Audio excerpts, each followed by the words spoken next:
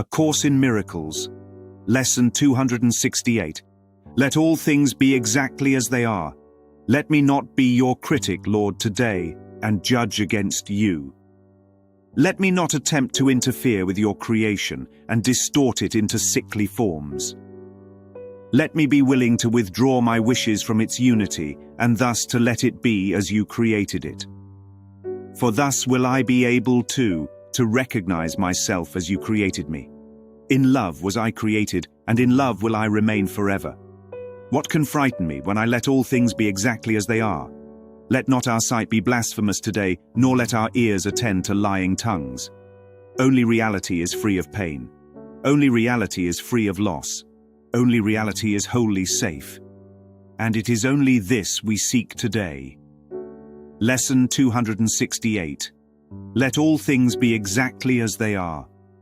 This is the end of arguing with reality, because reality always wins. To criticize creation is to put myself against love, as if love itself isn't good enough. That's what it means to be a critic of God, holding an unfavorable opinion against what's already perfect. When I try to interfere with creation, I distort wholeness into something that looks sickly. Sickly means weak, unhealthy, and not how it was meant to be. Every time I push my own plans onto the world, I take what was whole and make it appear broken. The lesson calls me to withdraw my wishes from unity. That means letting go of the need to force things into my personal design. When I stop twisting creation to fit my script, I can finally see myself as I was truly created. I was created in love, and in love I remain forever. There isn't a chance I could ever be otherwise, because what God creates stays as God created. Fear loses its grip when things are allowed to be exactly as they are, because fear only lives in the wish that they were different. When sight is blasphemous, it sees guilt and error instead of holiness and love. That kind of sight is unholy, because it looks on what God created and calls it something else. When hearing attends to lying tongues, it takes in voices that speak against truth. A lying tongue is any voice that says you're unsafe, unworthy, or unlovable. It can sound like gossip, the evening news, or even the chatter of my own thoughts.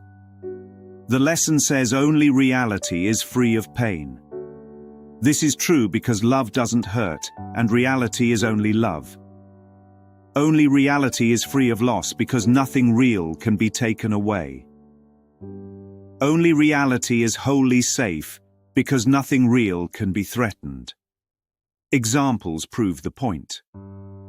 A child crying in hunger seems like suffering, yet beyond the form there is a love that holds the child untouched. A relationship ending feels like loss, yet the love that joins two minds can't be broken by a change in form. An illness looks like a threat, yet the self remains whole and safe in God, untouched by the body's condition. These examples show that pain, loss, and fear all belong to appearances, not to reality. Life is a river. The river flows in perfect order. When I try to block it or force it, the water spills out and makes a mess.